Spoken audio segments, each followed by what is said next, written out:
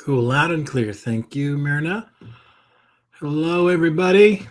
I see y'all jumping in here. Miss Laura, Pat, Antonia. There's a few old familiar names. Ira.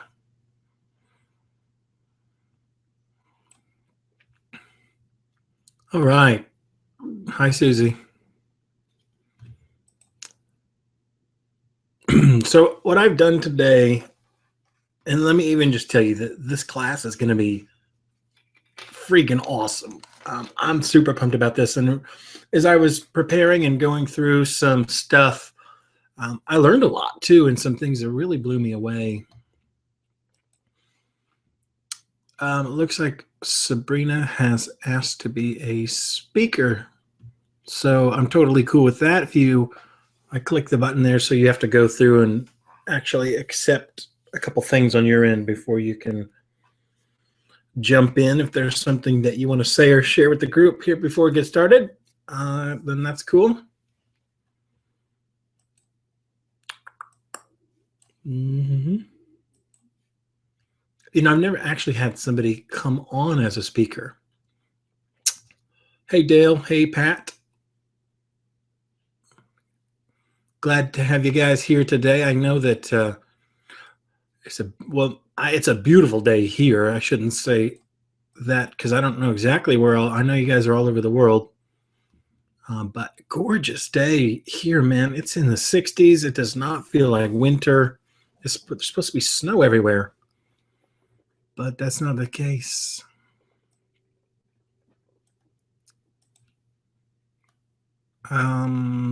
Maybe Sabrina accidentally raised her hand. Just going to return you as an attendee. Miss Sabrina, if you did want to come on the webinar as a speaker, then just raise your hand again and I will keep an eye out for that. So you guys are all welcome to, this is kind of your community too. It's not just the TED show. So if you want to jump on and you have something to share or say, then you raise your hand and I'll click the button, and you actually have to accept something from Webinar Jam, which is the software that overlays this Google Hangout. But then you're in. So our topic today is really, it's about understanding the layers of subtle matter or energy that surround our physical body. And it's about going deeper into some conversations that we started. So in the beginning, I'm going to, in my introduction, just touch on those points that almost like review. Okay. There's things that we went over before and that I'll point you to where you go back and listen to some of those things if you want to. So we will dive right in. And today I actually made a PowerPoint. I find it's not only helpful because it keeps me on track a bit. And I did this when we did, which one was it? Hypnotic Rhythm. I made a PowerPoint and I really liked that because it helped me, stay on track a bit because you guys know how I can go off for a bit. So I'm going to pull up the PowerPoint and we are going to get started. What this means is that if you raise your hand or something, I'm not going to be able to see it. So going once, going twice, going 3 times, sold. We're going to jump right into the... Wait a minute, maybe I can just share that. Can I do that? Choose what you'd like to share.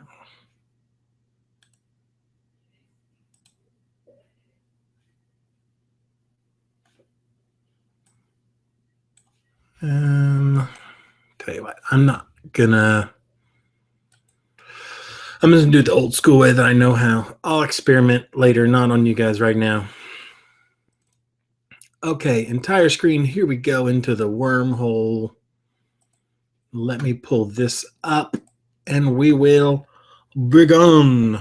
So I called this the Etheric Doorway, and I called it this last week because this is like the line that we toe between our physical world and our energy our etheric, our intangible, our quantum world. So I called it the doorway, the etheric doorway. And there's a lot of fun things you could call it or different names. So whatever you want to name it. But I started this conversation last week. So some of the things that I went over last week were, let me just move my web camera. I don't think you guys can see me now anyway.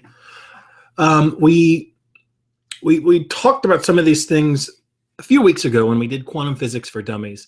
And it was the idea of the Newtonian view of physics and the way that they look at the world and at the body, which is awesome. I mean, I'm not here to knock it at all.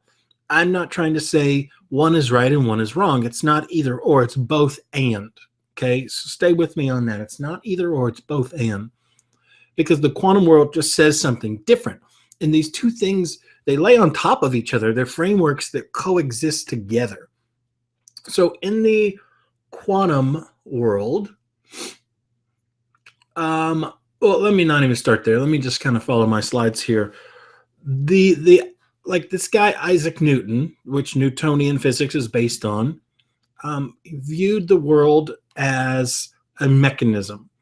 Like, I wrote at the bottom here that he views it like a clock. Okay. So we came up with the science that can tell us, where the Earth is in relationship to the sun, down to like the millimeter, and it can tell us exactly when it will be somewhere else or where it will be at any point in time, into the future or into the past. So this model, it's what put man on the moon. It's what built automobiles. It's what, built airplanes, and we can fly, to across the country to go and visit our family. So it's an awesome thing. The idea, or let me even say the issue that I postulate, is that there is more to a living system than just this model of Newtonian physics, because they're gonna, and this is a Western school of thought, we're gonna break the body down into a series of detailed chemical things. It's like the chemistry rules the body. This is the idea in medicine too, that the belief system is that we can control from the outside what's happening on the inside through chemistry, better living through better chemistry. And that just has not proven to stand the test of time. That is not true. And it's because it doesn't honor the facet of living systems, which is this quantum level application. And this is what we're going to talk about today. So we went into some ideas. We in the quantum physics for dummies class, we did the double slit experiment, if you guys remember that one. And it just showed that matter behaved like energetic waves, and it behaved like solid matter, like particles. And it just depended on how you wanted to see it, or what you were trying to find is what you were going to find, in essence, is what it said. So that the idea that I can knock on my desk here and that it's hard and I can touch it and feel it, well, yeah, that's true.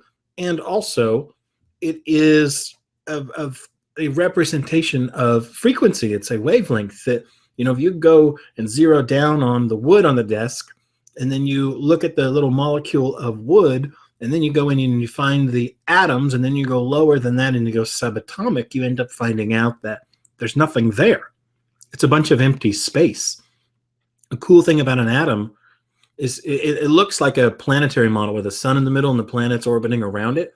That if you, like, how much empty space is in an atom? If you had a basketball and that was the nucleus, then the electron would be a ping pong ball, and it would be 2 miles away from where you are, just circling this 2 miles circumference, or I guess it'd be a 4 mile diameter. But the point that I'm just trying to illustrate is that the world of solid things is actually a lot of empty space, which is trippy, no doubt at all. So when we look at systems, mainly living systems and physical body, from a quantum perspective, that matter is made of this wave particle duality. So it's kind of like matter is these frozen pieces of light, which I'm not going to get into that part too much right now. We'll save that for another conversation. So I want you to understand that your body, your physical body, it really is secondary. It's an effect. And this energy field or energy body, or what I'm calling the etheric body, it's the cause, it's primary. So the field is there first, it serves as a template. So last week we went through the holographic field and the sort of model for the universe being holographic in nature, that everything that exists in this giant, like we used the body as an example. Everything used to make up the body is contained in the tiniest part of the tiniest cell. So the DNA. The DNA contains all of the information to make every cell and every bit and every piece of your body. Now, it's not all expressed all of the time, but all the information is there. Same way in a hologram, you can take a holographic picture of an apple, was the example we used. You can cut that picture up into 50 pieces, and you don't end up with pieces of an apple. You end up with 50 tiny little apples, because the information to make up the entirety of it, the whole, is encoded in the tiniest part of it. So this principle that the nature is holographic in universe, and that there is a holographic field or template around us that serves as information for the physical body to grow into. Okay, so let's use this kind of lens to look at the idea of our human existence. And I'm a doc, so I like anatomy, and I like to see and apply levels of, thought patterns and consciousness through, these physical type of interface. And I talk about anatomy a lot, but these layers, okay, your physical body, your etheric body, and then we go out into your emotional body, your mental body. They're all there at the same time. They're all like layered on top of each other. So these different frequencies, right, they coexist, but they don't really interfere and destroy each other. That's what I want you to understand. And I think that that's a tough thing to understand, that they're all existing simultaneously in the same space. They're all layered on top of each other, and that they don't interfere with each other. So I have an example here about TV and radio.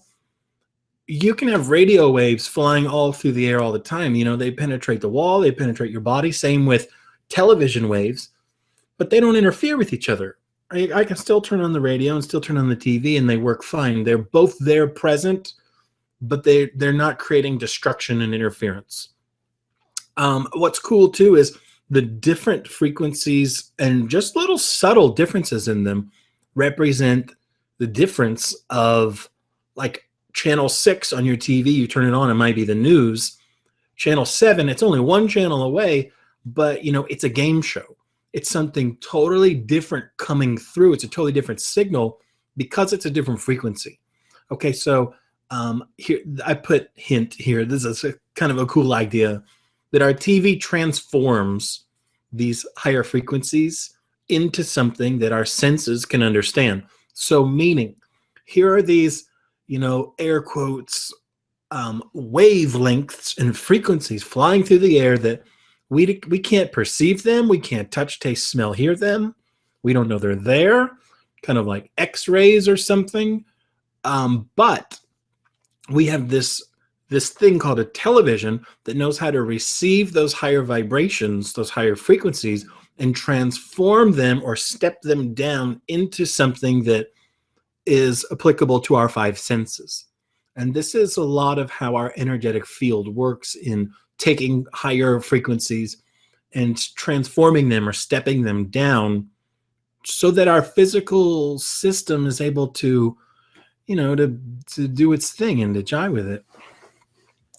So this is why I named this the Etheric Doorway.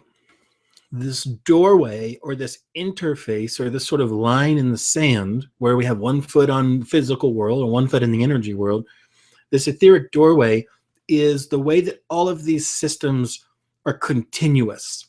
Okay, it's not a closed door. It's not like you're a physical thing or you're an energy thing. they are all woven together in this dynamic equilibrium. Cool? So that's sort of the review part of it. And the first thing that we're going to get into is talking about meridians. And it looks like I actually had some more notes here. Oh, yeah. I wanted to just kind of hammer home this idea that as we move away from the physical body and our concept of matter, okay, touch something, a chair, I can feel it, it's there, it's matter. When we move out into higher frequencies, when we move into the etheric body, it is still matter. It is a subtle form of matter. See, matter has different frequency characteristics. So I would argue also that light is matter. It just exists at a different frequency level than, say, a rock. Okay? They're vibrating at different levels. They have a different frequency signature to them. So I'm going to refer to subtle matter a lot. And I'm just trying to define that for you right now. That this concept of energy, the world of etherical bodies, it's still matter. It's just a subtle form. And I would dare say that with our five senses, we aren't able to understand it, see it, touch it, taste it, hear it, smell it. We can't interface with it, so it's difficult for us to understand it. But everyone has had that sixth sense where you just kind of know something, or you see something that's, no one else sees, or, whatever fill in the blank experience that you've had that was out of the box.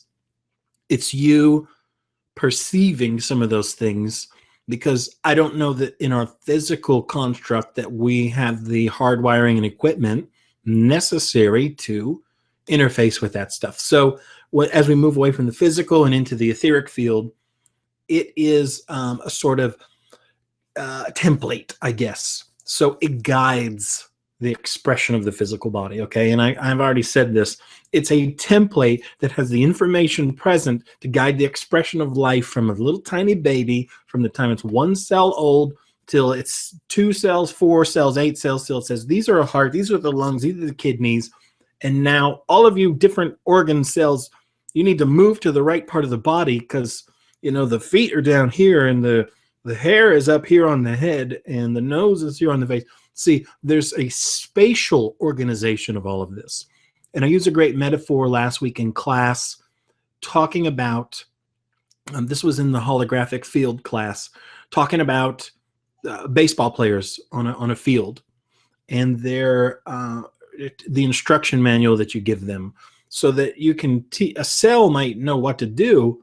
A baseball player might not. It might know what to do, but neither one of them know where to go and how to relate to each other, like in space, spatially. So that's what I mean by that. So the physical is always dependent on this field for instruction. And if you don't have the field, then, you die. And if you have interference or distortions or imbalance, or if you have junk and gunk in the field, if you use your mind in a way that you are creating barriers to those higher level energies, then you pay the price for it on a physical level. You're cutting off or choking out the life force. You're turning your valve off. You're maybe not even turning it off, but you're closing it. So without any of that life force coming to you, you die. I mean, this is, there's a movie even that was like, I don't want to screw up, because the name of it was The Measurement. It was like 2 ounces or something. And it was about at the time of death, when somebody dies, their soul leaves their body and they weigh 2 ounces less, or it might be 20 ounces. I don't know. I forget. I don't remember the exact measurement of it. But I wrote here, technology is our biggest barrier. So I want you guys to understand that technology continues to grow. I mean, in the last 100 years, it's just boom, it's just mind-blowing, the rate of growth of some of the things that have taken place. Even just in my lifetime, I was born in 1979. So we've seen the invention of the computer and the cell phone, and think about the old Star Trek shows where people were walking around with little gadgets in their hand, talking to each other. Now, everyone in the world, basically, I see 10-year-old kids that have an iPhone. Okay, so it's a normal part of our life now.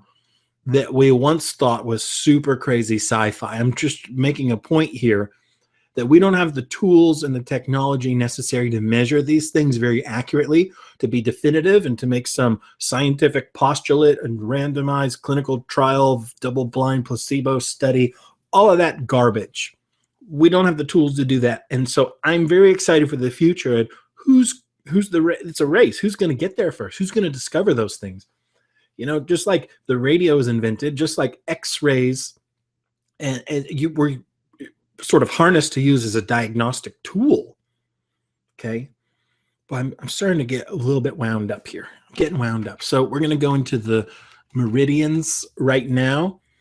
And I am totally going to stop sharing my screen.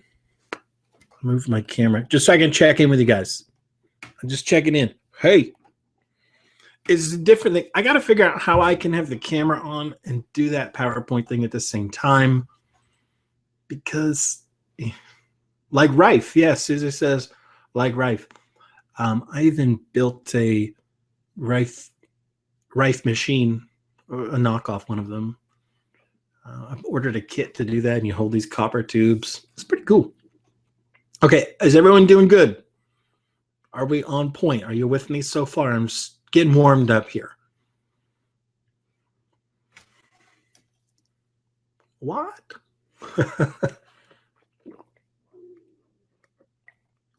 Okay, cool. So what I really wish I could just share that, but I'll learn that later. Next week, I'll know how to do it. Okay, so here is the first step of understanding the etheric doorway. And this is what I mean. This is the first step for you to understand how the physical body and the etheric body, how do they talk to each other? How are they hanging out? How are they connected? How do they jive? How are they buddies, right? What's the language that they're speaking? And it turns out it is meridians. Meridians is one of them that we're going to talk about. So these meridians, you know, and everybody knows, I'm sure, here what meridians are, and the classical idea of acupuncture and putting needles in different acupuncture points to stimulate the flow of life energy, or qi, as Chinese called it. They, said that this energy flows from outside of you and into the body through the acupuncture points.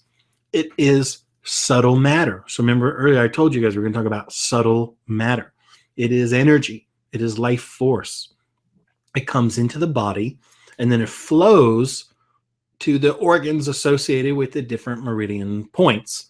So if you have blocks or imbalances in your meridian system, then the chi is not getting there, which means the life force is not getting there, which means you are dying. To put it bluntly, it is a very important facet of you understanding the physical body is receiving life force energy from the world, from the universe, from God, from nature, from the trees, from whatever you want to call it. It's coming in from outside. And without that presence there, when it's cut off, we suffer, okay? In our Western world, we acknowledge acupuncture. I say we because I live in America, but I'm not one of these ideas. I don't buy into this. But Western world says acupuncture is cool. It works for pain management. It works for surgical, analgesic pain management. Basically, it's the same thing. They're going by the Melzack and Wall pain gate theory, which is a really cool. I should make another video about that. Pain gate theory is just a really cool concept. It's very physical in the neuroanatomy, but I have a way to make it really fun to understand.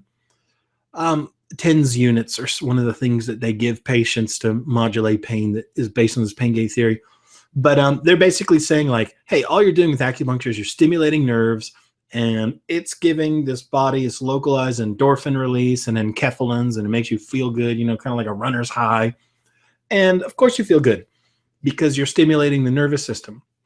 So if there's a acupuncture point, they want to cut it up, they want to dissect it, they want to see it. And I know this firsthand. I mean, when I went through grad school, I spent 2 years in a gross anatomy lab just because I really enjoyed it. You know, we spent time doing dissections on cadavers, you know, on people that had donated their body to science after their death. And when I was done with assignments, I became a TA in that class and a teacher's assistant. So I was able to just sort of go rogue and go freestyle, and just anything I wanted to look at and was curious about, I had free reign to go and see it firsthand. So my mind works that way. Like, I'm cool, I want to see it, but it's not end all be all. And I know that my 5 senses are not the only sort of receivers of information in the world. So this is what's cool about meridians. There is some serious anatomy behind this stuff, and I did not know this. Okay, so go with me on this journey. And this guy did this in the 60s. A Korean scientist, Professor Kim Bong-han. Here's what he did. He injected a isotope of phosphorus. It was a radioactive thing. And this is how, I mean, this is like a barium swallow. They give you a bunch of radioactive crap, and then they see where it goes. You know, they take pictures of you. I mean, they still do this today at the hospital. I'm sure right down the road at the hospital, someone's having some, you know, barium swallow to check the flow of their intestines or whatever they're trying to find. But what he did was he was working with rabbits. He injected this isotope into the acupoints, and then he followed the uptake of the isotope using something called microautoradiography. So what is that? I don't know, really. I'm sure we could go and figure it out. I don't care enough really to go look. But basically, I'm interested in the results of what he found out. What he found was that the isotope was actively taken up and moved along a microtubule system that followed the meridian paths, okay? So if you didn't know the microtubules were there, which he didn't know at first, he injected the isotope into the acupuncture point, and then it started to follow the meridian channel. It followed the meridian path. So he's like, whoa, what the heck is that? Let me go ahead and inject it all around the acupoint. Let me get it in all the tissue surrounding it, and I'll even get it in the vein on purpose just to make sure that, you know, I didn't accidentally get it in the vein before and the vein carried it off, you know. Nothing happened. When he injected the isotope at the acupoint, it moved along the meridian path. When he injected it in nearby tissue and even in the vascular system, nothing happened. Okay, that's crazy. So the conclusion here from this was that the meridian system was independent of the vascular network. All right, it wasn't blood vessels. And my first thought when I was reading this was that it must have been a lymphatic channel. So as we got more into it, and I'm going to go some more into it here, but this is worth mentioning that this guy, Pierre, this French researcher, de Vernejol, I probably butchered that, and other people too, they repeated this in humans. They used technetium-99, another radioactive isotope. They used gamma camera imaging. They did the same thing. They noted that it followed the meridian network and it traveled a distance of 30 centimeters in about 5 minutes. I was like, what? This blew my mind, because they did the same thing that Dr. Kim did. They put it in surrounding tissue, they put it in the veins, and they put it in the lymphatic system. No results. So that sort of, you know, put a kibosh on my thought that this was in the lymphatic system, and that's why it was moving and it was cruising through some ductules. So here's where it's going to get really cool, guys. Same conclusion. Meridian is different and independent from the vascularity, from the blood vessels, from the arteries and veins, okay? So let's go back to Kim's thing. He was studying the rabbit tissue. So he went into dissection. And what he found was this microtubular system. And it was tiny, tiny. It was 0.5 to 1.5 microns. So, you know, get out a ruler and try and find a micron. You can't. It's tiny. So as he did his dissections, he found what he was looking for. And he found a network of tubes, basically, as you might think of blood vessels or lymphatic channels or nerves. There was a series of tubes running through the body, and he was able to classify these into superficial and deep systems. And most of them were deep. So I'm going to highlight what those are. First one was a deep system called the internal duct system. And this is trippy. These meridian ducts of the internal duct system were free floating inside of the vascularity. So they were like, hanging out inside in the middle of the arteries and where the blood flowing through. But they also would go in and out of the blood vessels. So they would cruise in there for a while and then jump out and go somewhere else. Okay. That's very, very intriguing to me as a scientist.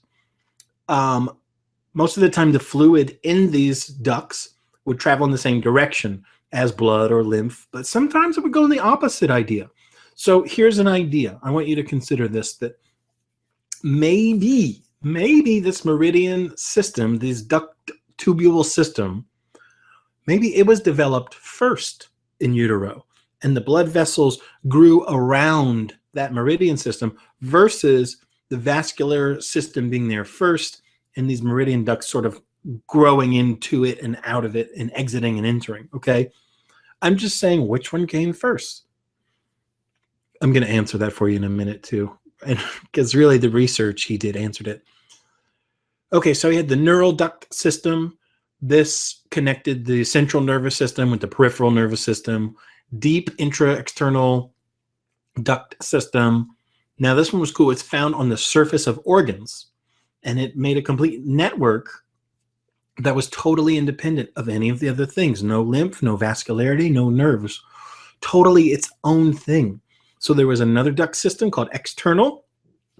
It was found on the vessel walls. So it was, I guess, like hitching a ride, going everywhere that the blood vessels went.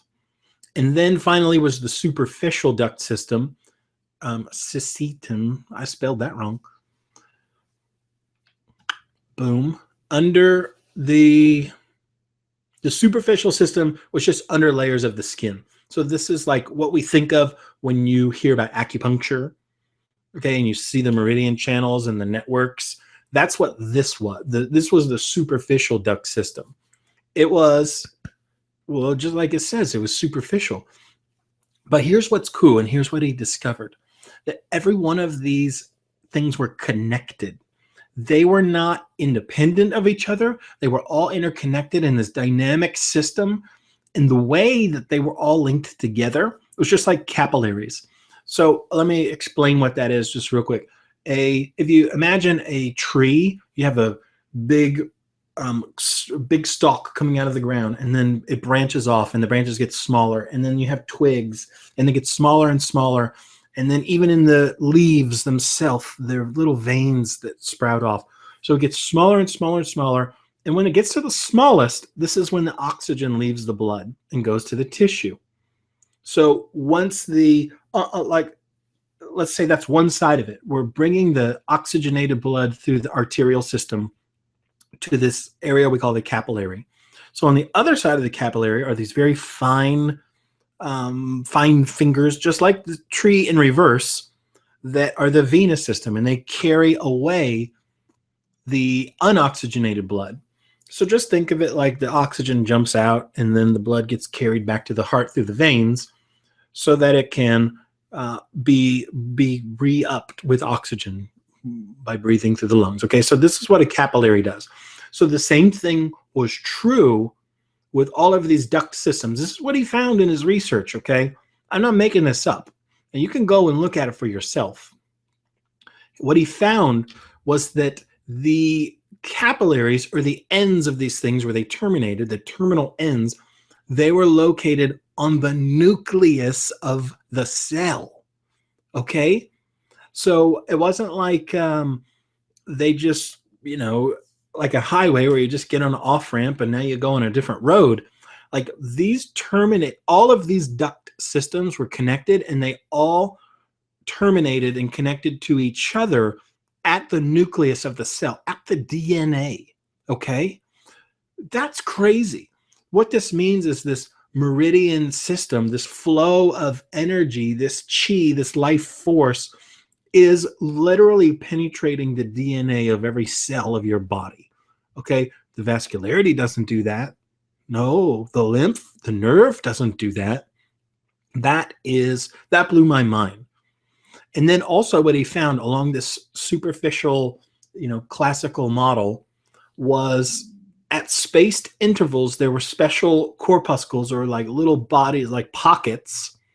And each one of those corpuscles was, you guessed it, right where all of the classical meridian points are. So he found an anatomical, I guess, evidence of what the Chinese have been teaching for thousands of years. He found those corpuscles. And then here's what's like, this is crazy, isn't it?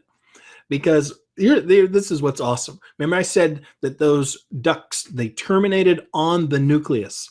So when he went and examined the fluid that was inside of that meridian duct system, the fluid was full of high concentrations of DNA, RNA, amino acid, 16 different types of nucleotides, hyaluronic acid, adrenaline, cortisol, estrogen, and some other hormones, but these were the ones worth mentioning. And that the adrenaline was twice that of what was normally in the blood. So even that and the DNA and RNA pieces were way different than what's in the blood. So this was another system of carrying information and carrying building blocks and pieces that was way different than what we had ever known or studied before. That boggles my mind. That is just so super cool. And if you are a person that has studied meridians, or you are an acupuncturist, or you get acupuncture done, or you've ever wondered about it, and if it's, a viable thing, it is an incredible resource. And I want to show you right now how these meridians are actually responsible for us interfacing with our etheric body or our energy field. So this meridian system is connected to a lot of cool stuff, including our hormonal system. This is our endocrine system. And this is evidenced by finding these hormones in the fluid examination of what was in the ducts. So Kim wanted to see how this fluid affected the organs. So he did this in a frog. He cut the deep duct system that went to the liver. So he's doing his dissection. He finds that meridian duct that goes to the liver. He cuts it.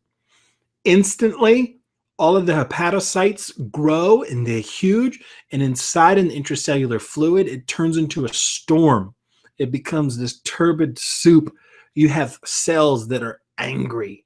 They are choking out. They're dying. All right. And then 3 days later, the vascularity begins to die too, meaning the blood vessels going to the liver begin to die. So here's evidence that if you cut the meridian flow to the organ, to the end target, the physical counterpart is going to suffer. He did this also by cutting perineural ducts. So this was along the nerves, around the nerves, was what perineural means. So he did that, and then he studied the nerve reflex. So he wanted to see if it influenced how fast the nerve worked in its automatic reflex. In 30 minutes time, the reflex slowed by 500%. Holy crap, Ola. That is insane. Okay, so without a doubt, we make a conclusion here that meridians, they're flowing a specialized nutritive factor to the organs. So at this point too, I was a little bit, I was thinking, this is just fodder for all of the Western-minded scientists. If they're mechanistic, they're going to say, see, I told you there is no energy system. It's actually a physical tubule carrying information. Okay, so stay with me here. Kim wanted to see when the ducts formed. So he wanted to look in utero. He wanted to see during the embryogenesis and the development of the fetus, when did the ducts appear? Because, as a chiropractor, I've studied the nervous system like crazy. and I understand that it's the master system of the body, you know, as I was taught, and that it is the very first thing to develop in utero. But what Kim found was that these ducts began forming within 15 hours of conception. That means they're there first. So earlier I was saying, you know, did the veins come first or did the meridians come first? Well, you know, right here, it's laid out. You can't argue with it. The meridian came first. It came 15 hours after conception. Like, holy cow. The nervous system doesn't even begin to form until 21 days after conception. Okay? That blows my mind. 15 hours, there's already a meridian system in place. So what this means to me, as we talked about the holographic field and the template that the field creates for us, the meridians are like a physical counterpart of that. They serve as a map or a spatial organization for this developing fetus, and they're carrying information to the different areas of the body as they develop. So since the meridians, and here's the conclusion that I've come to, since the meridians terminate on the cell nucleus, on the DNA, okay, they are involved in the replication and the specialization and the differentiation of all of the cells, all of them in the body. They're what are in charge of the baby in utero becoming this miracle that we call a human being. It's following a guideline or a template. There's information, there is an instruction manual there. Okay? We're still on meridians, okay? And we're building up to how this concept of meridians has an anatomical physical counterpart, and I want to move into how we connect with the energy because of that. Okay, so here's a few more cool examples. Basically, it's just saying there's an energy field or template that guides the development and guides the expression of life. Harold Burr was a guy who studied salamanders. In fact, he first did it, and then Robert Becker is the one who wrote The Body Electric, a fantastic book if you're interested in that kind of stuff. It was about looking at the electrical fields generated around salamanders, and when you would cut the leg, the way the field would change, and there was a polarity, and there was always a flow of electricity. But he studied, even in the unfertilized egg, he saw this electrical axis. So he said and observed that it corresponded to the development of the nervous system and then ultimately the adult salamander. But he did the same thing with plants, with little plant seedlings. He could see the electrical axis, the polarity involved, the negative side and the positive side, and the direction that the electricity flowed through it, giving rise to the adult or the full-grown plant. So he would see the same thing in the plants. And it makes me think about Kirlian photography in respect that there is a field surrounding a template, an instruction manual, and that what's cool in Kirlian photography, this guy, I think he's Russian, Kirlian, was it Demestricu? Anyway, he cut a leaf and then he used this special type of photography. His name is Kirlian, that's why it's called that. And then you didn't see half of a leaf in the picture, you saw the whole leaf because it took a picture of the field or the template. So the way these things relate to each other spatially, the organization of it, it's guided by the template, the holographic template. And I'm calling it lots of things, but I'm meaning the same thing every time. Whether I say the field or the energy field or the etheric field, ultimately the etheric body. It is a body, it is made of subtle matter, and it is the first layer of field around our physical body. So our physical body interacts with the etheric body, with this template, with this holographic field. So Kim showed with his work that meridian connection to the DNA control center of the cell, and it made a great sort of postulate that meridians modulate genetic expression. I'm down with that 110%. That the meridian is an important part in modulating the genetic expression because if the DNA is going to express the genes so that we can have life, then wouldn't it make sense that life force needs to come from those higher levels, step down through transformers to reach our physical body so that we can express life? It's not that far-fetched of an idea.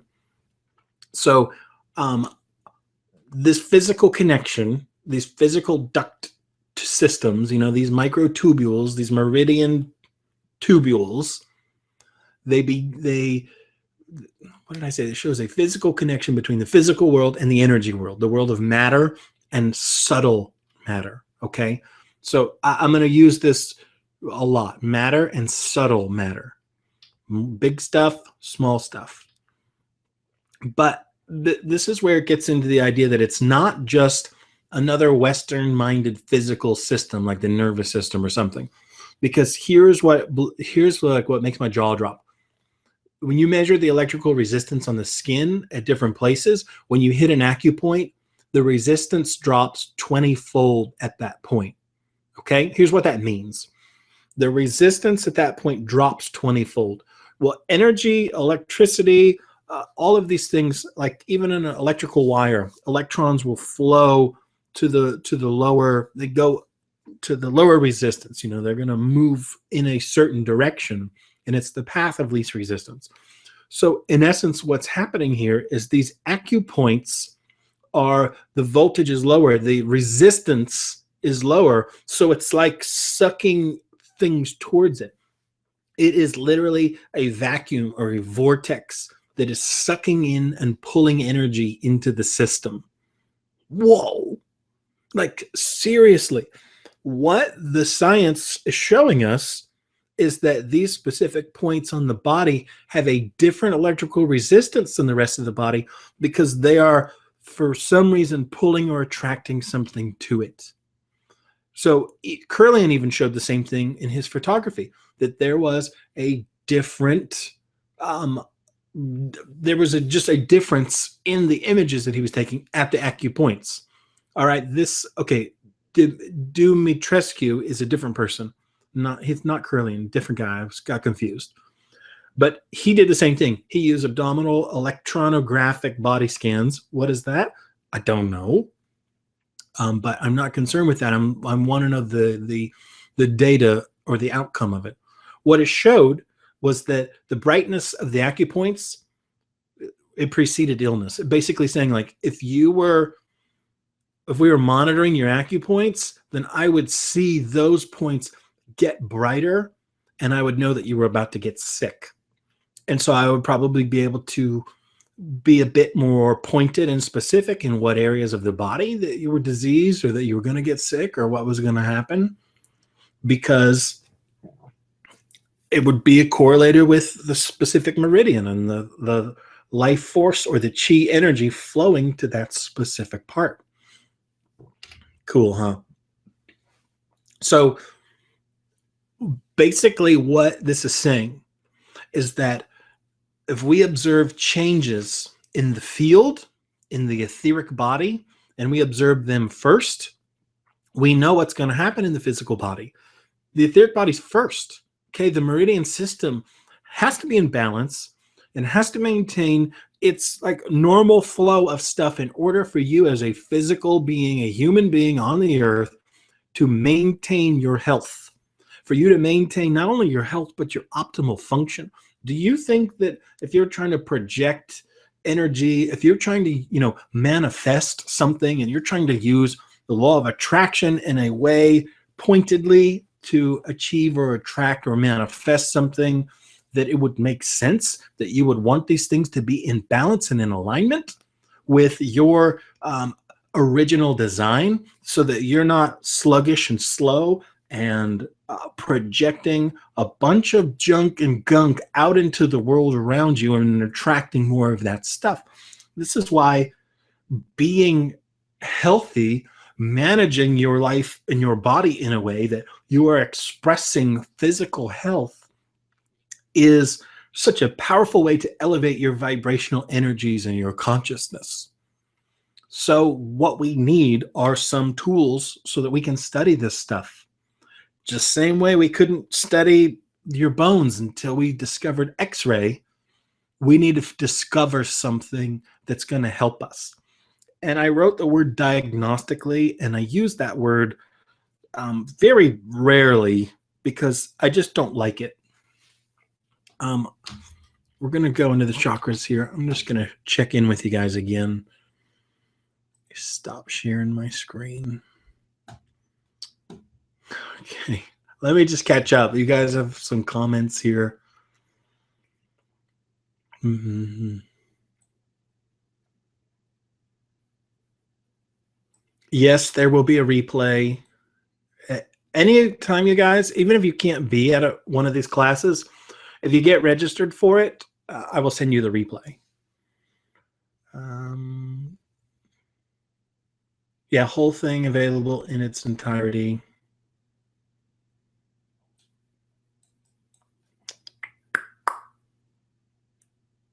Okay. Shoot, I totally forgot what I was going to say. Oh, it was about the word diagnosis.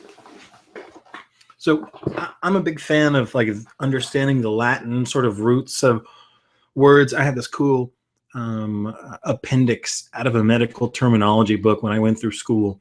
So anytime I saw a word and I didn't understand it, I would look up the root and the prefix and the suffix. And so I began to understand a lot of what these things were, what they meant. Okay.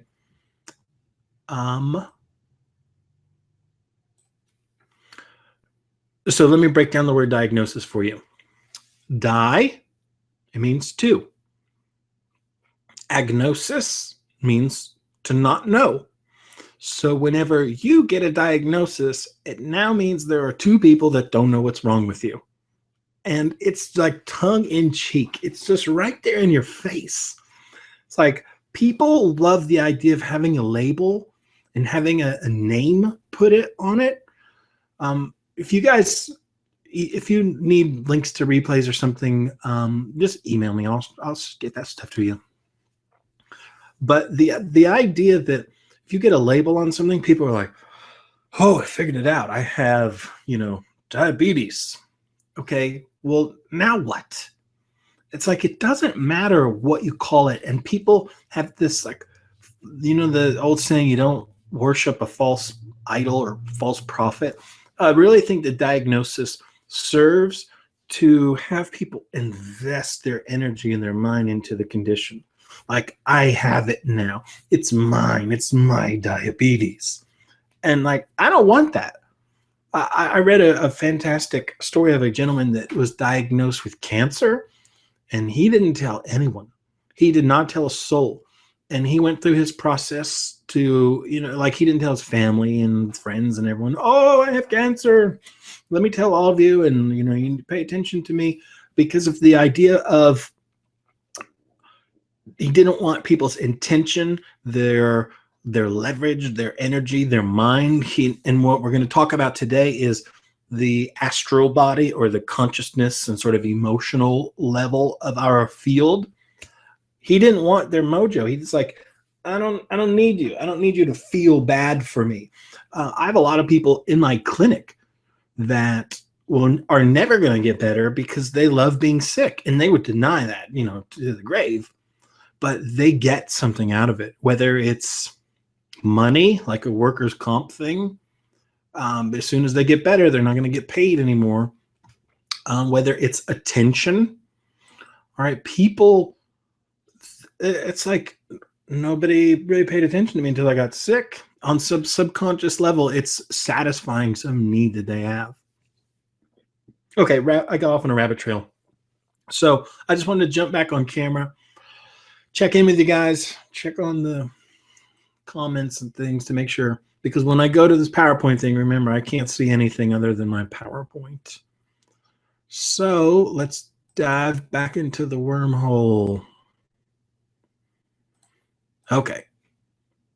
So let's go into the chakras, because the chakras are different than the meridians, but playing an important part in how we interface from our physical to our energetic world. Okay. So chakras mean wheels, Sanskrit word. I'm sure you know that. They've described these in ancient Indian texts as energy centers in our subtle matter bodies. So it's in the energy body. Okay. So it's in the etheric body is where these chakras are. Now there's a physical counterpoint to them, a postulate of that, which are different nerve plexes. And I took some pictures out of a book here to show you guys some of these things. But here's the job of the chakras. Their job is they're a transformer. They take higher frequency energies and they step them down to something usable. Like if you imagine, if you can look out your window and see power lines, okay? Or if you drive by a power station, if that amount of power was running to your house, it would blow up your house. You know, you'd plug in something and boom, it would blow up. It can't handle that. So outside in your front yard is a transformer. It takes that high frequency power or electricity, those energies coming through those wires, and it steps them down so that they can now be usable to you. Okay. This is the same thing that a chakra does, is it's connected. It's like the connection to these higher levels, and it steps it down so that our five senses and our physical body is able to use it. All right. So that it can be taken from the universe or whatever and brought to the cells, brought to your body and your structure. So there are different nerve plexes associated with these things. But, you know, the Western idea is that these people that believe in chakras are cuckoo. They have some magical idea. They're just a bunch of cave people. Really is kind of the idea. I'll leave that one alone. But we'll look here at 7 main chakras.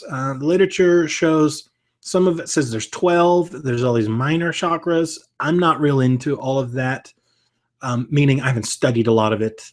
So I'm just kind of, you know, regurgitating some of those facts there, that there's close to 360 of them total in the human body. But, oh, I forgot to mention this at the beginning too.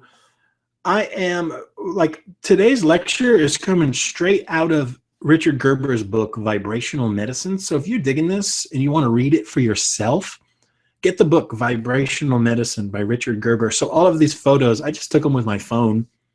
They're just right out of the book here. But you can see sacral, solar plexus, heart, throat, third eye. So I'm sure you guys know the chakras, and each one of them are attached or connected to different systems in the body. So there's a chart, and it's very basic and rudimentary, but a lot of the literature that I see is about connecting them, the chakras, with the hormonal system and the effect that they have on the hormones. And it's my belief, just in healing too, that if there's something wrong with somebody, it's either in the hormonal, the nerve, or the immune system. And they're all so interrelated that it's usually some degree all 3 of them. But it's just a cool little chart there showing all of those things. So the chakras, they are in the etheric body. They step down the higher levels so that we get our hormonal output, and the nerves too, and the nerve output too. So they're kind of, I'm going to foreshadow a little bit here, because next we're going to go from etheric body and we're going to go out one more layer. We're going to go to the astral body, which is the emotional body. And chakras are a bridge between those 2 worlds. So it seemed to me that meridians were a bridge between the physical and the etheric, and chakras exist more as a bridge between they're in the etheric body, and they're a bridge between the physical and the astral. Okay, so just maybe I'm being semantic about it, but there is a difference here. And what I want you to, this was a really cool concept too. I want you to understand this idea of nadis. So nadis are how the chakras connect to the physical body. They're described as these fine threads of subtle matter. They're strings of light that permeate the tissue. So in a lot of pictures and in old texts and literature, the chakras are pictured as flowers.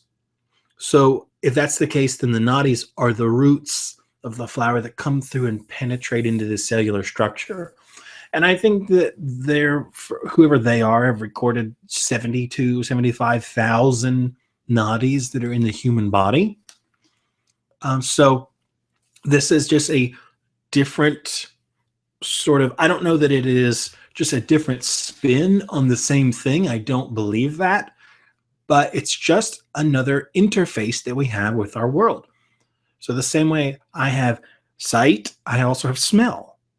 And they both I can see a pizza or I can smell the pizza. Like they're both just letting me know that there's a pizza there. So it's just a different way of interfacing with the world. The nerve plexus, yeah, I kind of talked about some of these things already. This is sort of a basic go through of, I even wrote that, basic overview, because I wanted to show you some of the research and some of the, like, you can't argue with this shit ideas to back up these things, okay? So here's the first one. Hiroshi Motoyama, Japanese guy. This doctor showed that the chakras are most indeed high energy transformers, but that they are two-way streets, okay? So I'm not so sure in the Meridian system how it's a two-way street. It seems more like it's about an acupoint is like a magnet or a vacuum. It's a vortex sucking in the life force and life energy to deliver it to the organs and cells. But the chakras are about taking the higher vibrations and transforming them so they go to the cells, as well as taking them from the physical body, from the physical world, and projecting them outward. It's a two-way street, okay? So what Motoyama did was he measured this idea of it being two ways, and he measured people like projecting their chakra energy, like igniting and activating chakras. And so what he did was he's like, if that's true, then I can pick up something on some measurement. And what I wrote here is that he wanted to pick up reverberations of these energies in lower octaves. And I'm going to get to this later too, but I'll explain it here. Just like on a piano, you have 7 keys that create an octave, 7 of the white keys. So, regardless of the sharps and flats. So, here's the note C, boom. But if I go up 1 octave, I can hit the same note, C, boom. And I can go up another octave, and I can go down and down and down. So there are many places on a piano keyboard that I can play the note C, but they all are in different octaves. And the way harmonics work is that, like, I can, if I have a guitar sitting here and I don't touch it, and I take a tuning fork and it's the frequency of the note G, and I just bang the tuning fork, the vibration will travel across the room and it will make the G note or the string on the guitar start to vibrate. So there is a harmonic principle that when I hit a note, things that are resonant with that note, they will begin to vibrate also.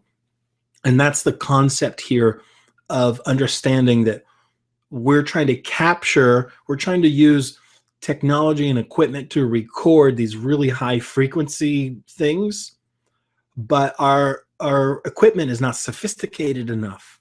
So what we're doing is we're capturing those lower octaves. Okay, it's a higher frequency that's being generated, but since we can't record that, we're recording the harmonic lower octave that's generated from it. Okay. So what was we're talking about chakras, 2 ways. Okay, I'll bring back in Kirlian again, the Kirlian photography. He was saying that the instruments are only able to measure the lower octave, which are called electrostatic fields. So they're measuring, this is what all these electromyocryptographs and all these things that I keep saying, what is that? I don't even know, but it's like the best equipment and tools that we have to measure these things. So I'm just stressing for you, that measurement is not actually what it is. It is just a lower octave harmonic created as a byproduct of that higher frequency. Okay. This is why we need some tools so we can measure this stuff for real. Or maybe we can never measure it for real. I don't know. Maybe it's the reason why we can't measure it because it's not part of the physical world. I don't know.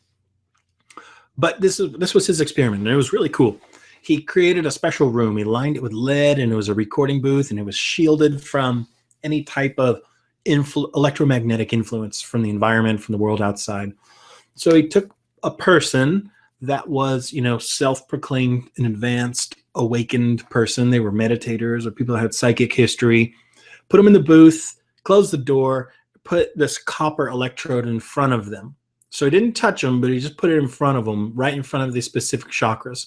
And when the person said that they were, doing whatever they do, they were using their intention, they were projecting out of the chakra, that the equipment, it picked up a disturbance in the field. Okay, cool.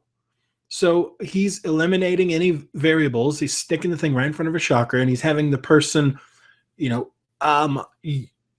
emit energy, activate the chakra, and send energy outward. So it's not just about the chakra stepping down higher frequencies to bring them in. It's a two-way street. It's about them coming out. So this guy, Itzhak Bentov, he duplicated the same thing, and it's not open for discussion. Okay, so Valerie Hunt is a pretty famous person in the world of, energy medicine and metaphysics and stuff like that. So you guys have probably heard of Valerie Hunt, but if not, she is a professor at UCLA, and she just went old school in she was really just trying to study the effects of Rolfing, Ida Rolf's technique, which it tickles. If you ever get Rolf, it's very ticklish. And I'm being sarcastic. It's not. It's very painful. She used EMG electrodes. So this is kind of like, like muscle stim stuff, those little pads that they put on your skin, and the muscles will, jump when you run a current through them. So it's similar to that, but it wasn't sending electricity through. It was measuring the electrical potential. You use them for muscles and stuff. So she took those, put them on the chakra areas, and said, okay, check this out. This is so cool. This is so cool. She found that there were waves, they're fancily named sinusoidal electrical oscillation waves.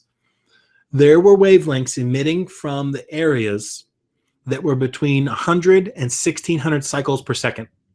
Okay, so you might go, well, so what? Well, so what? Because the brain cycles per second is normally between 0 and 30. All right, so that represents all of the different phases of your brain waves, like delta, theta, gamma, whatever. I don't really know those off the top of my head. Brain is 0 to 30 cycles per second. Muscle, 225. Heart goes up to 250. These things were between 100 and 1600 cycles per second. This was like crazy. So it had never been recorded before. No one had ever found this frequency of cycles per second of this wavelength radiating from people before. It blows my mind. So she even took it a step farther. So she went and got a trained psychic observer, which I'm fascinated by how you're trained or do that. I'm sure if I dug into that, I would understand it. So I put quotes around it because it's an area where I'm a little bit more skeptical, but it's a healthy skepticism. I'm not saying that it's not true. And then after seeing this experiment, I was like, okay, it just means that I don't know what I don't know. But this woman, I put her name here, Rosalind Bruyere. She was trained, and she was spot on seeing colors, like the aura, the auric fields. Okay.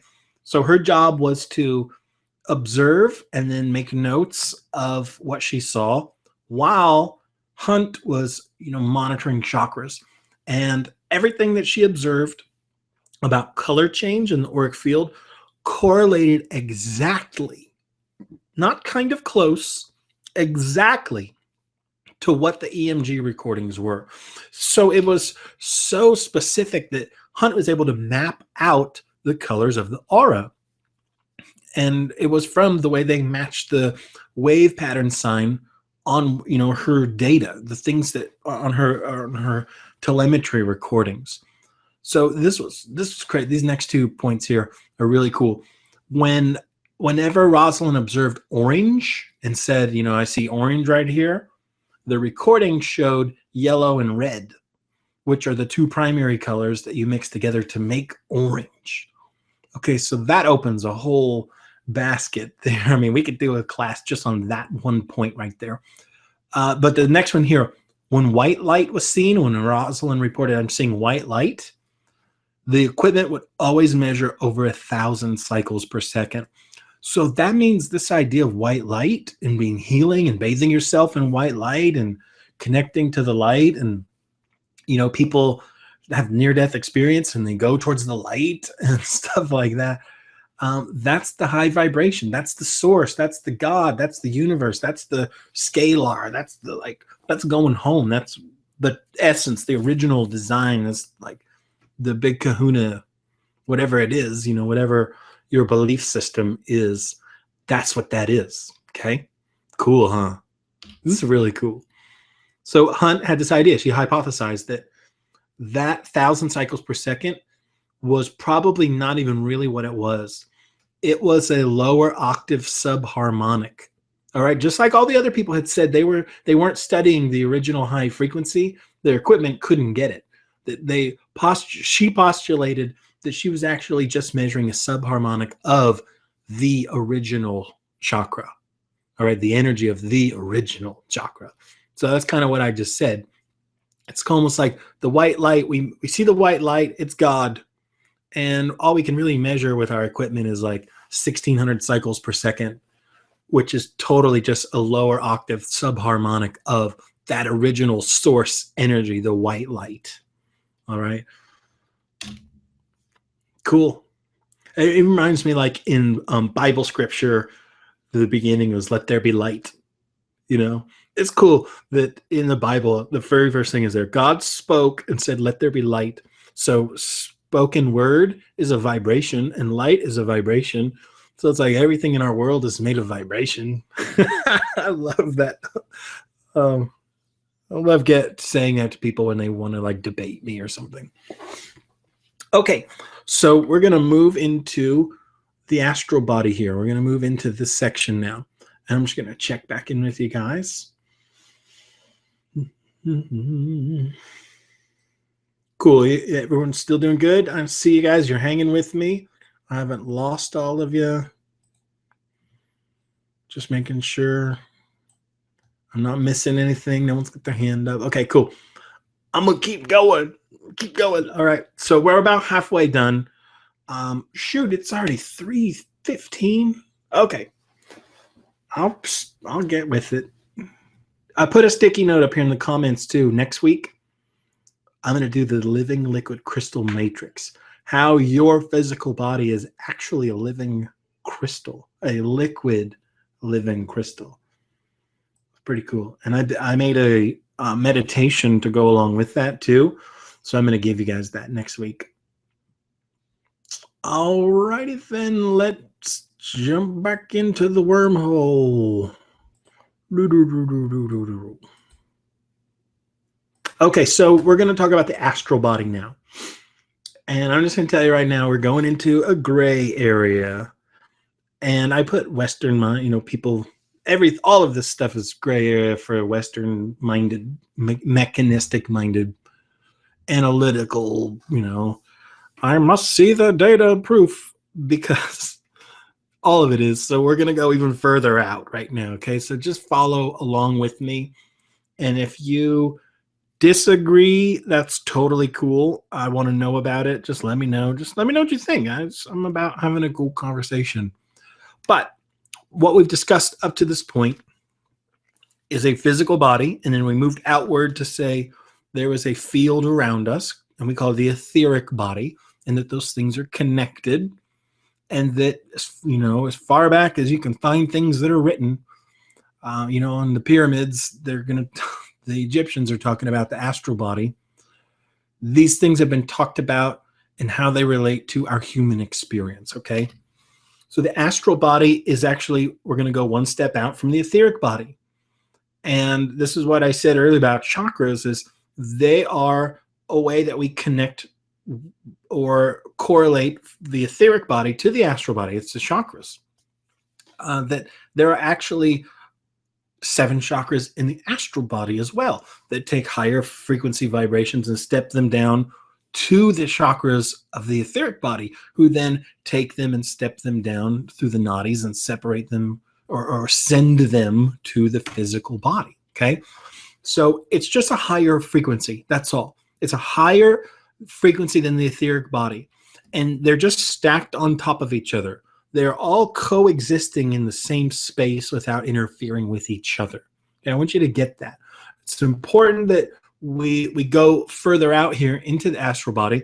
And then there's another layer of mental causal body. We're not going to go there today, but where we're going to go is fascinating. So I'm bringing up this idea of the astral body and how the Egyptians talked about it, and every one of these different signatures or levels of frequency, they're all distinct, but they're not separate. Okay, it's this dynamic woven fabric of our true nature, of who we are. So I wrote here just to remind you guys that just because you cannot perceive these things through your senses, like you can see something like that's in the wavelength of different colors, so we see that stuff, but we don't see far infrared rays or near, or we don't see gamma rays, we don't see X-rays. They're there, but we just don't have the sensorial equipment to internalize and process it so we understand it. Now, this is cool. Some people, through what we call clairvoyance, they're able to perceive that other stuff. Okay. I put this little side note in here. Clairvoyance is actually a French word that means clear seeing. And the way that people are clairvoyant or they're clearly seeing is through ajna, or it's the third eye. So it's the chakra that we call third eye. So they're using their third eye to be clairvoyant and to see clearly, and they're able to perceive. So earlier I talked about the sixth sense. So this is a way that, not the only way, it's a way that we're able to interface with something much greater than we can just see with our senses. Okay. So the astral body, according to the esoteric literature, which a side note too, because I'm a educated guy, but I also have one foot out there in the metaphysical world, and I really love concepts like this as long as they're centered around how I'm going to take action, what I'm going to do. Like, how is this going to impact my thinking or my belief? How is this going to make me different? Because a lot of people that I meet in the metaphysical world, they're just as batshit crazy out there as, I think, as some of the people that are so entrenched in their religious dogma or so entrenched in their scientific Western dogma that they think their way is this. And in these metaphysical communities, I see all these people that live up in the clouds, and they're not grounded, and they don't take the information and then put their feet on the ground and walk with it and do something. Okay. So I'm saying that because I think that this part of our conversation is very important for you to be able to understand the next section we go into, which is about application. But what these esoteric literature and these books have talked about, okay, the astral body, it has its own chakra system, and it steps it down the way I just told you a minute ago. But this is also saying that the astral body is the emotional body, that it's science has come around now to show that your emotions affect your body, and they tend to think of it as just it's your neurological wiring from your limbic brain where you store your emotions and such. But what this is considered to be the seat of human emotions. So I have a list of things: sensual appetites, desires, longings, moods, feelings, and fears. These are all part of the astral body. And so the way that we sort of interact with our universe on this astral body is the way that we're going to manifest our physical world personality and be who we are and have the fears that we do and such, and so on and so on. So the expression of who we are, it's just more than we have a brain and the nerves all fire. The brain is sort of a computer, right? It's an interface for the expression of our astral body, for our soul to come into this active life. And a cool example is somebody that may have had a stroke, and they're cognitive, they have awareness, they're still looking around, but they can't move. Okay. A big chunk of their brain may have died in the stroke. And so the nerves aren't firing and they can't use them the way that they're meant to. So basically saying the hard drive, if it's all just the brain, then what happens to people that, a big chunk of their brain dies in a cardiovascular anoxic stroke event like that? They still have awareness. And so what I'm going to talk about is how these subtle bodies are like the software or the programming for our computer called our brain, okay? It is at this level that we have this consciousness that is not present in our etheric body. And here are some of the examples. So this is what I did with the chakras. I gave you some basic ideas of it. And then we're going to look at some examples. So here's two people, Raymond Moody, Kenneth Ring. They went out and interviewed hundreds of people with near-death experience. And what these people talked about was having these out-of-body experiences. So they were in like some horrible car accident, and they talk about leaving their body. They hover over the body, and they see everything. They see what's going on. They see the EMTs that show up. They see the person in the other car. And in essence, they leave the body. They have out-of-body experience. But it's not just because they were, cutting off oxygen to their brain and they died. They're not hypoxic, and that's why they're hallucinating. That when they come back to their body, they're able to recollect with extreme detail the things that they saw. They're able to go into, super duper minute explanations that can only be explained by the fact that they jumped out of the physical realm and were in the astral body for a while. So there's another concept here that sort of ties in with out-of-body experiences and the concept of astral projection, where people can, the concept of it is it suggests that the astral body is separate and that you can project it. Like you can take your astral body and go for a cruise. You can leave and go do something else while your physical body is still here, which, it short circuits people's brain. It's like, I don't know that I can compute that. Does not compute. I don't get it. And it's even been written that the astral body is connected to the physical body with a type of umbilical cord, and the cord is cut at death. So when the cord is cut and we die, the astral body goes on. So this is like what I always envision our soul being. If we are eternal beings, if we came here through reincarnation or whatever your belief is, but we came here to learn a lesson, to have an experience, a specific experience that we may not have had yet, some karmic lesson or whatever, we go on. The astral body goes on, that we are not our physical body.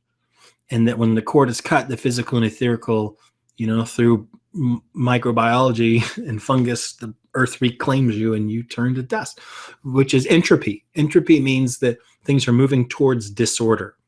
And so the universe has a positive entropic value. I mean, everything in the universe is moving towards chaos. So if I take a piece of paper and I put it outside, and I come back 6 weeks later, that piece of paper is going to be worn and tattered, and it's going to start to break apart and dissolve, and it's going to, eventually rot and disappear. The exception to that rule is living systems. Living systems has a negative entropy, meaning they move more towards order. You are a living organism. You have a positive entropy. You take in food and break it down into tiny pieces and then reassemble them into higher order functions called cells and tissues. Okay, so you are constantly battling the universe that's trying to tear you apart because of the special characteristic that living systems have. Okay, so I'm actually going to come back to that point, but let's get through some of these astral projection things here.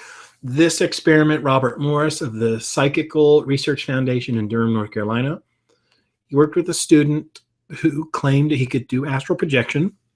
So this isn't like real scientific, but he had a cat. So they put the cat into like a giant box, without a top on it. And they made a checkered floor. And so every time the cat would move around and was very active and moving and meowing and stuff, they would count the number of different squares that the cat moved into on the checkerboard. So it's just measuring activity of the cat. And what they found was when this guy did his astral projection, that the cat was calm and the cat was, chill and wouldn't meow and it would be still. It's as if the cat sensed that he was there. The cat knew he was there. They did this with a snake also. It's not super scientific by any means, but it does give some support to somebody that says, hey, I do astral projection. And they said, no, you don't. Yeah, I do. Let's, give me a experiment and I'll figure it out. So one of the downsides of that was that the animals got used to the environment real quickly, and then they would just chill out and they wouldn't move around, so they couldn't tell the difference anymore. But here's another one. Dr. Carlos Osis, American Society for Psychical Research in New York. He found a man who could do out-of-body experiences and remote viewing.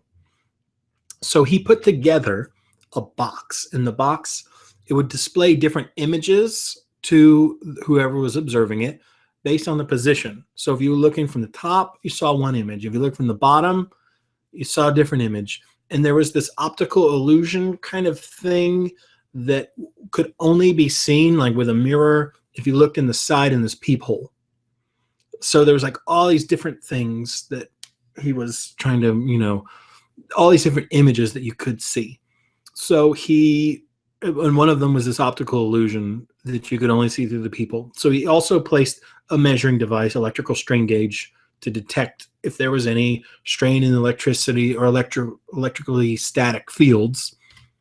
So what he found was that the person was able to come back and tell him all of the images, including the one through the peephole.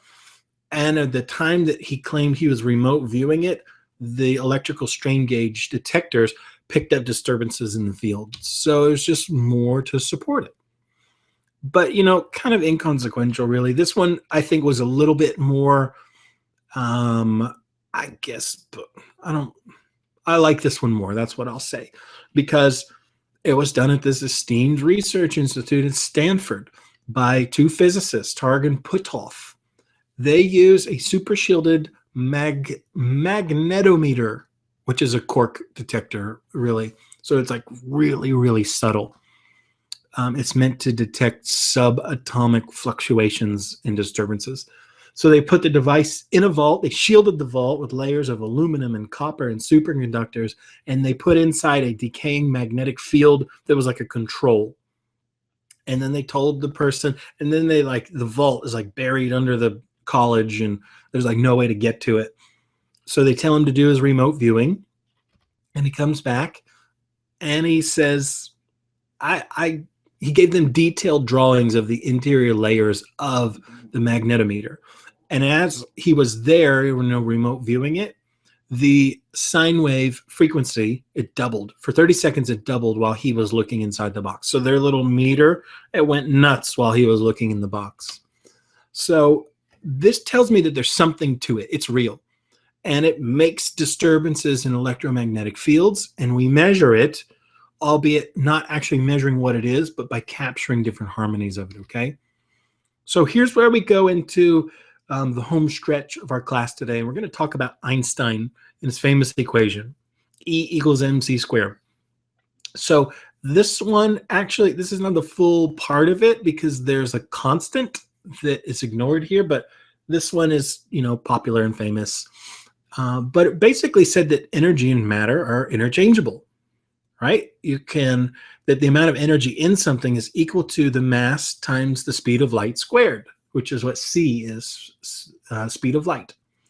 So this was first discovered by, Einstein. The Americans took advantage of this and built an atomic bomb. So they understood that only a few teaspoons of uranium, the matter there, had a powerful amount of energy in it. And they built this crazy bomb that leveled, Hiroshima and Nagasaki. And it was an immense amount of energy that was released inside of this matter. So the only problem with that equation is there's a Einstein-Lorentz transformational constant. And as we get into this part, guys, I'm going to do the math stuff. If you don't get the math, it's cool. Don't worry about it, because it's the implication of it that I want you to understand. It's so beautiful and so elegant. Basically, the constant said that the way you're measuring stuff, so this is like time distortion, length, width, mass, the things that you're measuring will vary according to how fast you're going. And there's some cool, if you guys want to study some more about Einstein and these equations, they're broken down pretty simply in a book called The Dancing Wu-Li Masters, W-U-L-I, Wu-Li, The Dancing Wu-Li Masters. So let's look at the equation here with the constant in it. It's the one on the left, E equals mc squared over 1 minus the velocity squared divided by the speed of light squared. So basically, if you don't worry about it if you don't get it, but there's a constant that's part of that. It's important to put our next section into perspective. So if you look at the diagram on the right, it shows us that the faster something goes, approaching the speed of light, which is c, right there, the letter c, the faster we go as we get closer and closer to the speed of light, we have to put more energy into the system. Basically, what the Einstein-Lorentz constant was saying is that you can never, ever get to the speed of light, because the closer you get to it, the more energy it takes that you have to put into the system to get it to go faster. And so you'll always, always be approaching the speed of light, but never getting there. Okay? So this is why if you enter a speed into the equation that's greater than the speed of light, okay, you end up in math with the square root of -1. Physicists, they say that doesn't exist, that it's an imaginary number, okay, which I think is funny, imaginary numbers, because we're going to use those to explain these imaginary etheric worlds. But this other guy, mathematician, his name is Charles Muses. He considered that the square root of -1 might be in a category that he called hypernumbers, and he believed that we needed to use these postulates or these theories of hypernumbers if we were ever going to understand the phenomena of higher dimensions. Okay, so this other guy, the bottom here, Dr. William Tiller, he used these ideas to create a concept that he called the positive negative space-time model. So I'm going to show you the image that he created. Did I do that? Yeah, here we go. So if you'll notice, the top left quadrant of that is the image we just looked at. The faster we go, as the closer we get to approaching the speed of light, but we never approach it, it takes just too much energy. Well, on the other side of that horizontal line is things that are faster than the speed of light. And what you'll notice here is that there's an exact opposite. So this is, this is what the math showed, and this is what it created here by plugging in some of these concepts of hypernumbers, that there was on the left side, on the left half of this image is the physical world, the positive space-time. But on the right hand of this image, the etheric world, the things moving faster than the speed of light, that it was a negative space-time. Okay, this is the model that Tiller created, deriving it from Einstein's original equations. So here's what I really just want you to get. Physical world, etheric world, positive space-time, negative space-time. Physical is about electromagnetism, electromagnetic fields. Etheric world is about magnets. It's magnetic in nature. It's magnetoelectric. That the influence and characteristics of magnetism are primary in this etheric world, and the electrical components of that are secondary. So let me go back to the physical world here. We have an electrical current, and because of that electrical current, a magnetic field is generated. Well, in the etheric world, we have a magnetic characteristic, and as that magnetic information flows, it generates an electrical field. See, everything is like opposite, okay? It's not that crazy of an idea because, at least not for physicists, because they've proposed this idea that there's something that exists that's faster than the speed of light. They call it a tachyon. It's a particle, as they're, studying particle physics and how that works. But I really want to drive home for you right now, as we go into the application of this, that in negative space-time, all right, on the right side of this image that I just showed you, that things are magnetoelectric, and instead of having positive entropy, they have negative entropy, meaning they're moving towards order. They want more order. They want to be more organized. This is what living systems do. Okay, life forces are etheric forces. They're associated with negative space-time. So let me give you a few cool examples about why this is important and how this applies to you. So if you are a healer or a body worker or energy worker or a clairvoyant, or if you go to a healer or an energy worker or anything that is in, it doesn't have to be like out there stuff. I want you to really understand the power and the healing potential that you have inside of you, in your hands, and so that you can, even if you don't do the stuff and you go get massage or Bowen work or Rolfing or Reiki or whatever it is, that you're open, you're going to understand this on a level that will exponentially open your ability to receive benefit from this stuff, okay? So this negative space-time world is magnetic in nature, not electrical. This guy, Bernard Grad, did these studies of laying of hands on people, okay? And basically, I've got the cliff notes here, but the point of it was showing the similarities of what was projected out of the hand of a healer, which is just a person. So all of us, what's projected out of your hands, versus what is created from the field projected out of a magnetic field, okay? So growth rates of plants would speed up if he used water that had been treated with magnets. But then the same thing happened if he used water that wasn't treated by magnets. It was just treated by the healer. They put their hands on the container of water and, did their prayer or their intention or their energy or their focus or whatever you want to call it. That the same characteristics of field or energy emitted from the hands match that of the magnets. Chemist Robert Miller, he did this experiment where he dissolved copper sulfate in water. And when it precipitated out of water, it formed jade green crystals. But he found that if he, dissolved the copper sulfate and exposed it to a magnetic field, a magnet, the crystals would be turquoise blue when they came out. So guess what? The same thing happened with the healers. With them putting their hands there, it was what's called altered hydrogen bonding. So it changed the color of the crystal in the way it was formed.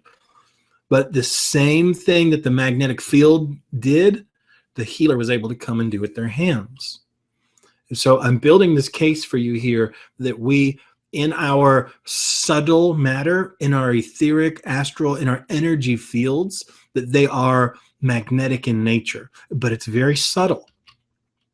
So here's another experiment. Dr. Justice Smith wanted to look at the effects of healers' hands and magnets on test tubes of enzymes.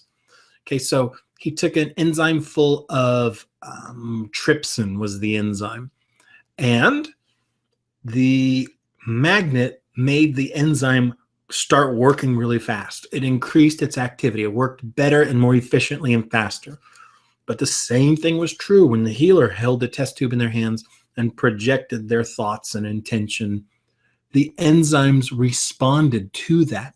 So, anyone that tells you that the stuff is crazy, woo-woo, voodoo, hippie crap, just take this book and smack them in the face with it. Seriously, this stuff is shown right here. This is like, you can't argue with this, right? This is fact. This is what happens. Your mind, your intention, your energy, your field, the power that you have influences the world around you. You have the ability to show up to life in a way that's demanding and commanding and powerful. All right, I want you to own that. I want you to understand that inside of you, like, you are awesome. Like, you are power. You are, I don't even know. There's not a word. Like, when I try to use words, I take away and I detract from it. It just is. You just is. You are, you know? Okay. So this idea that our hands emit fields that are similar to magnets, it's right here in several examples. They use different enzymes to, you know, make sure that it wasn't just trypsin or it wasn't a fluke or something. And one of them actually okay, so here's the thing. This one enzyme called NADase, or nicotinamide dehydrogenase, it actually, the putting of hands on it decreased the activity of the enzyme. Now the magnet, it increased the activity. So in this example, the healer's hands did something different, but decreasing the enzyme, the thing that the healer's hands did, the healer's hands created an effect in the enzymes that actually was better for the cell. It caused a greater energy reserve for the cell. All the magnet could do was just cause activity. It had no like guidance or direction. It wasn't in concert with some higher plan. It didn't know about the template or the field. It was just stimulatory. This is the way drugs work too. Drugs are just stimulation, stimulation, stimulation. And a pharmaceutical drug will work in a way that it will stimulate some reaction in your chemistry so that your symptom goes away. Well, who cares if your symptom goes away? We want health. We want happiness and connection with spirit.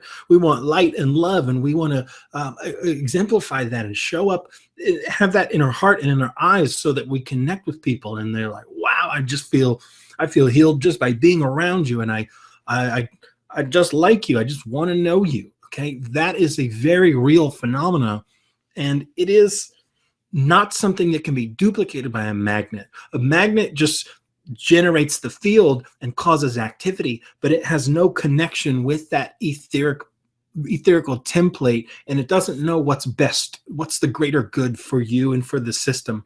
But the healer's hands were connected. The impact, the information that came out of them was powerful. And it was powerfully different than the magnet.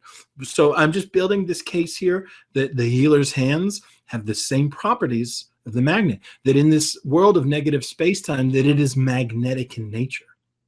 So Justa Smith, new experiment. He said, or maybe it's a she, Justa, I'm not sure. Dr. Smith wanted to expose the enzyme, denature it. So you shine UV light at it, and the protein pockets, they unfold. It's called denature. You know, you break the enzyme. So if you put the magnet on the enzyme, it restored the structure and it restored the function. But to a certain degree, it did. The hands, put the hands on there, it restored the structure and it restored the function. But depending on how long the person held it,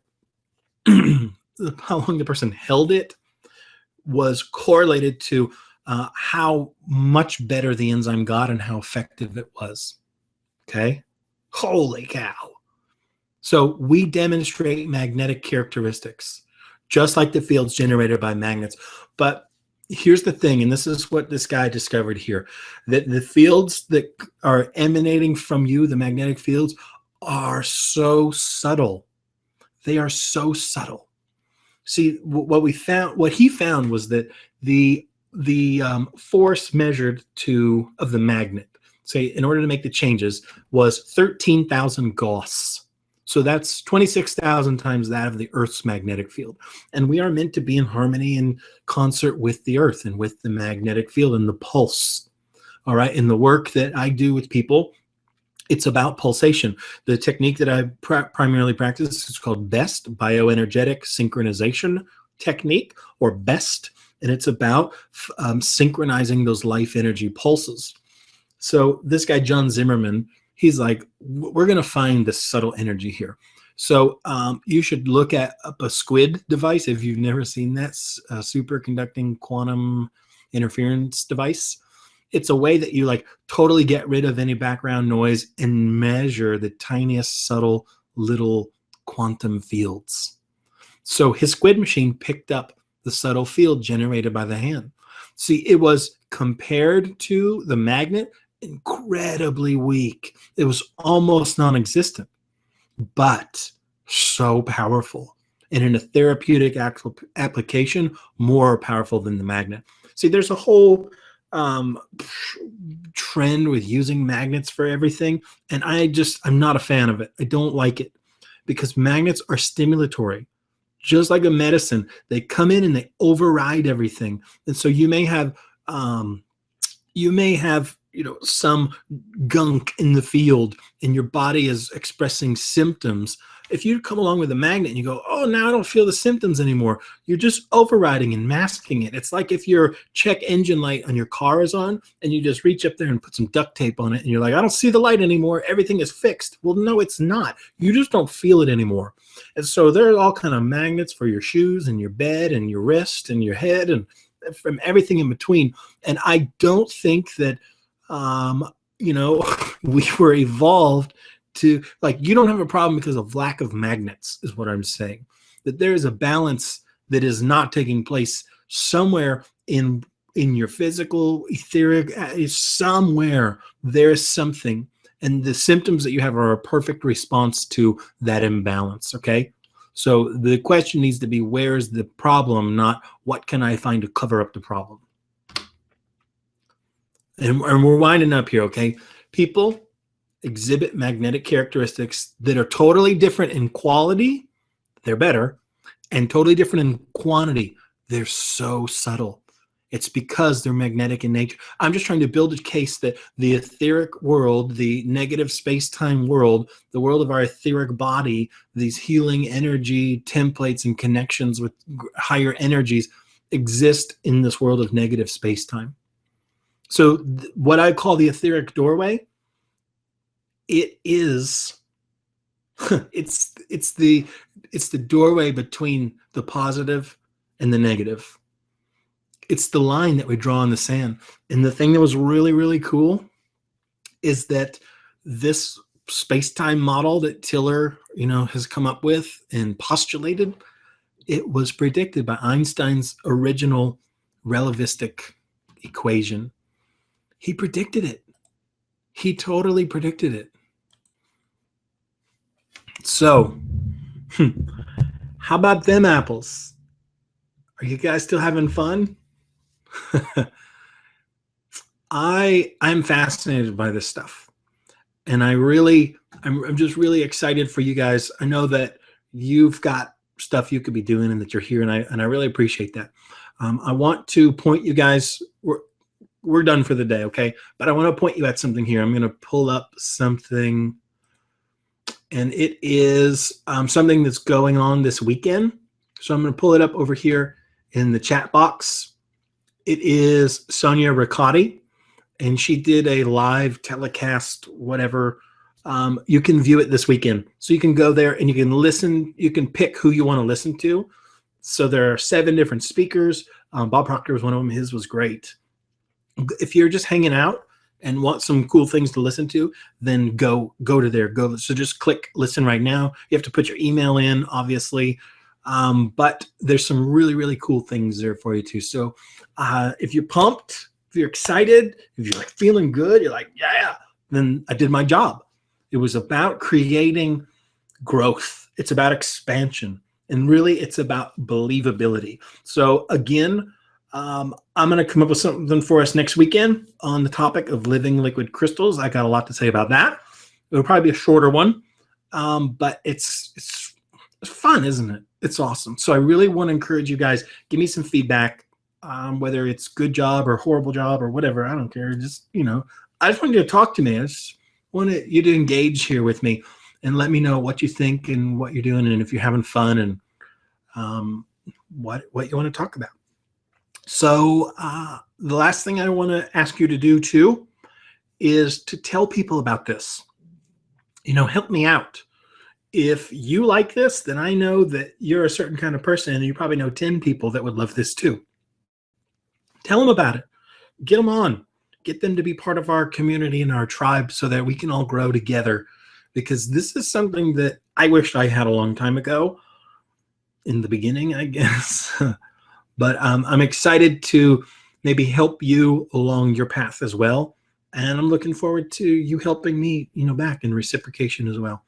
So if I don't see any burning questions or anything, I'm going to encourage you again, go to listen to Sonia's live cast. You can pick which ones you want and don't want. Listen to them all. They're all great.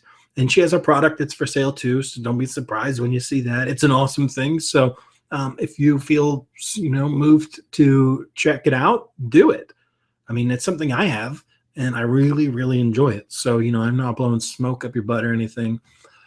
That's it. That's all I got for you guys. So please, until we meet again, have fun.